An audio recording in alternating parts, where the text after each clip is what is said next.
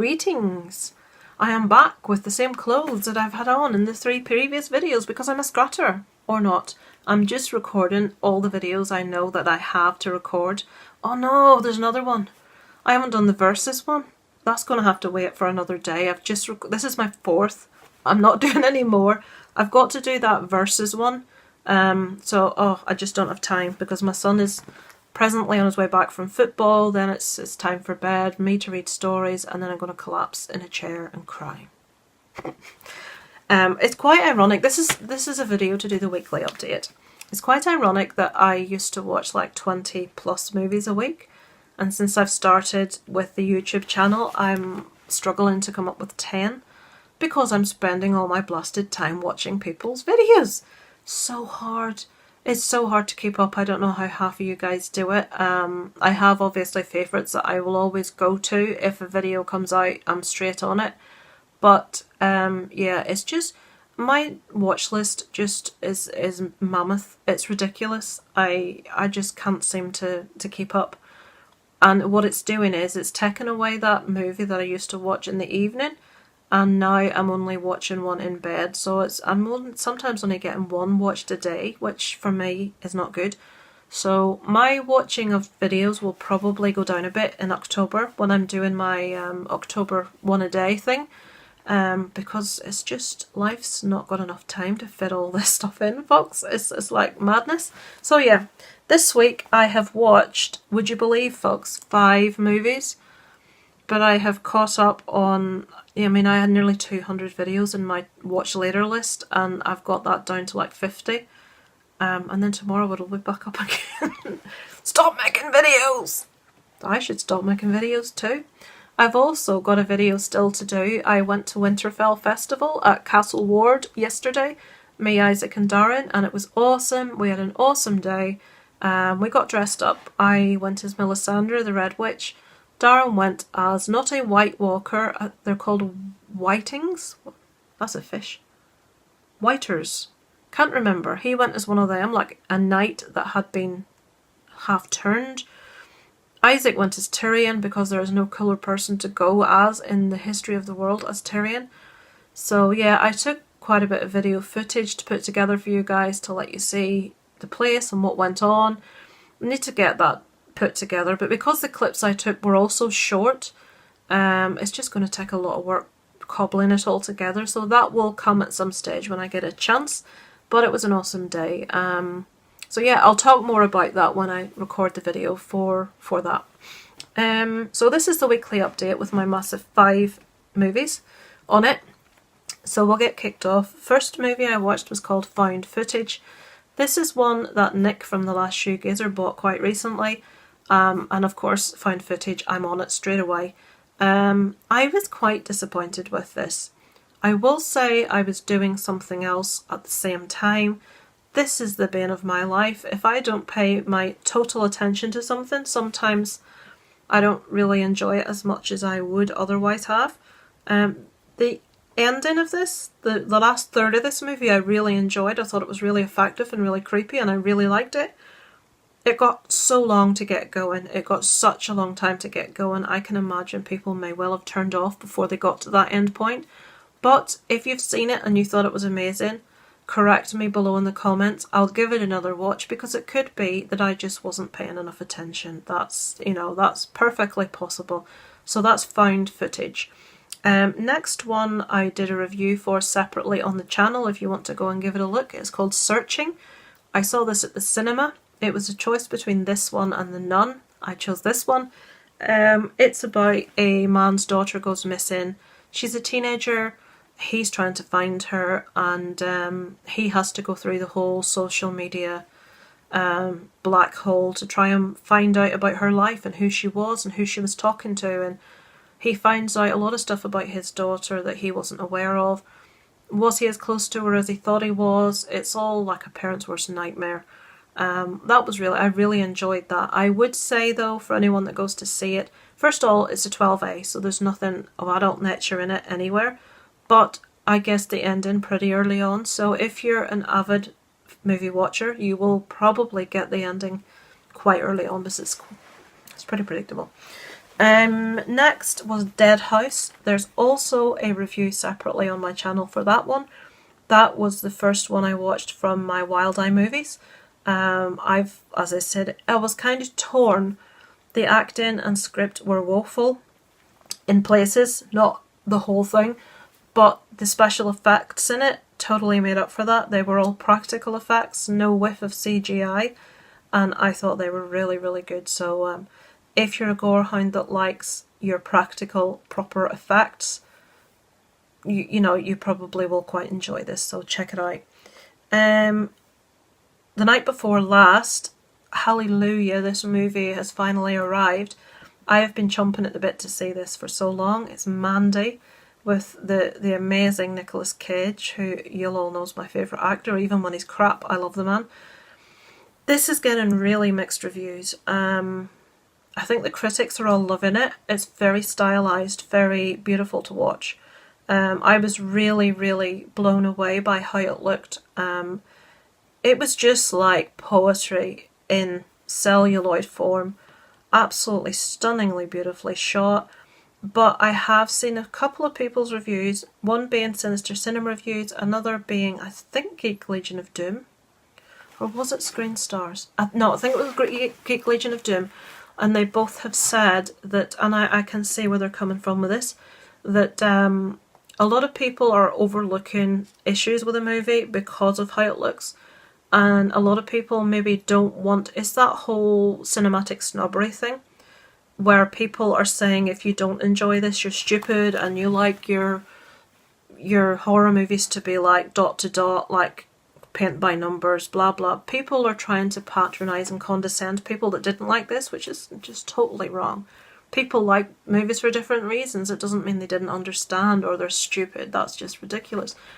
But this movie is a bit all over the place. I've heard it described as an acid trip. Yeah. I loved the hell out of it. But I adore Nicolas Cage, and my favourite Nicolas Cage is the manic, unhinged Nicolas Cage, which is certainly how he is in this movie. For anyone that doesn't know, it's a revenge movie. Nicolas Cage is called Red. He's got my favourite colour as well. He's a lumberjack. Shout out to Movie Massacre.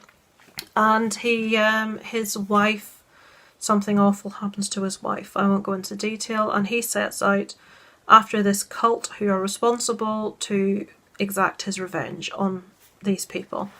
I don't need to say any more than that. That's what the entire movie is about. Something which Jason from Sinister Cinema Reviews said, which is very, very true. This movie is very slow for the first half. You could easily come into this movie halfway through with the basic idea of what happened at the start and still kind of get the same experience. It is so incredibly slow. But nearing the end, we have an infamous chainsaw duel, which is just it's amazing. And we have a scene where Nicolas Cage is actually forging his own weapon himself, and how it looks. Oh, it's the most badass thing you've ever seen in your life. Bloody Creeper has nothing on this. Awesome big axe looking thing. Oh, you have to see it. But I would recommend this, even if you don't particularly enjoy it. It's worth watching visually because it is really beautifully shot. Also, there are it's very artistic and certain lines in it. I don't like art house films usually. Arty-farty things put me off like no one's business usually. Maybe because Nicolas Cage was in it, I forced myself and I sort of experienced something I wouldn't usually. I'm just trying to explain why. But in the midst of all this beauty and lyrically, beautiful lines, like horrible things are happening and Nicolas Cage comes out with a line, "You've ripped my favourite shirt." And another time it comes out with, "Is it you're a demonic little snowflake." Just some lines are just so funny.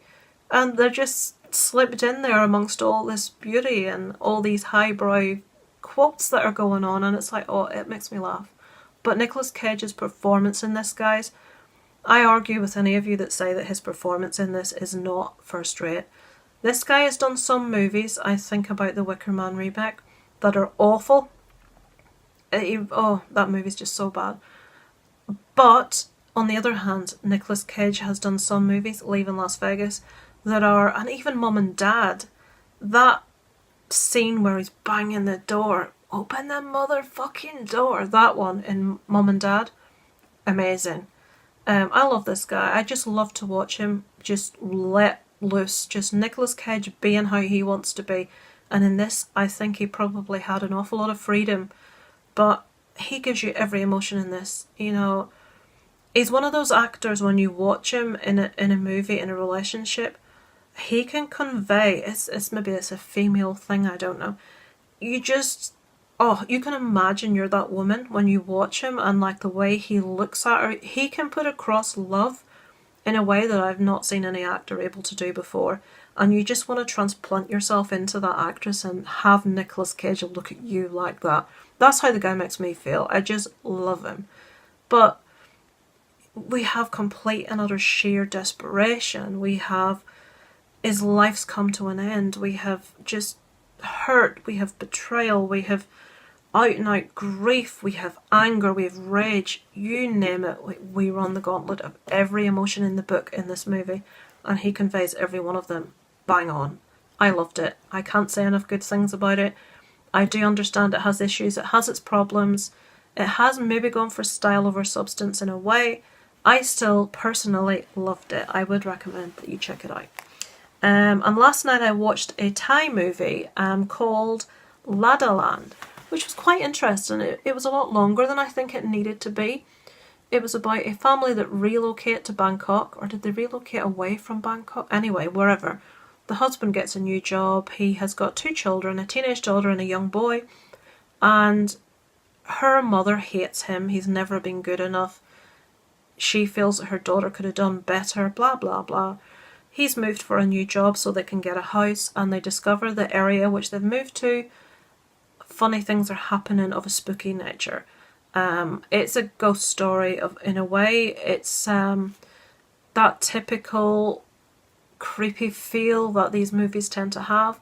I enjoyed it. I thought it was good. I didn't think it was excellent. I did enjoy it though. I think if we had cut the 2-hour running time, I think it was maybe 1:50. I think we could have cut that down to 1.5 hours and had a better movie. But I still did enjoy it. So that's Ladderland. So that is the only movies I've watched this week. Can I get through the rest without my storage filling up? So I'm just going to tell you what TV shows I watched this week when I wasn't watching YouTube videos and movies. Castle Rock finished last week. Oh boy, the frustration. And that's what I'm getting from everywhere, from everyone that's seen this. It's my dog's barking downstairs, which means that'll be Isaac and Darren back.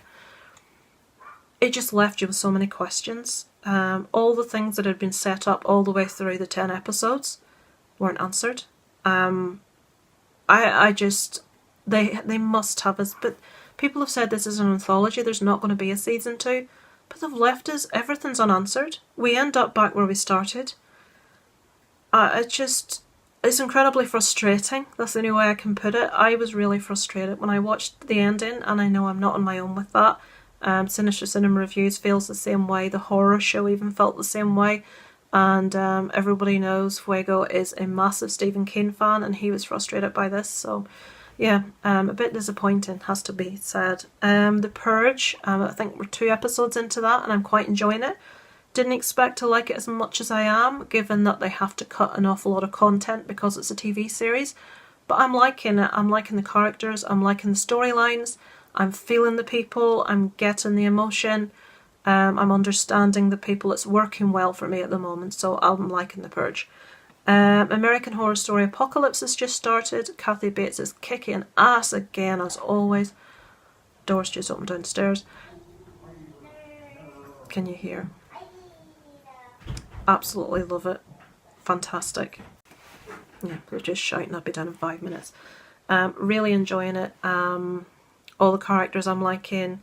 Need a bit more at the minute though. Not enough information. There's a couple of characters that are irritating the arse off me, but we'll see what happens with that when we go down the row a bit. But yeah, it's interesting, certainly.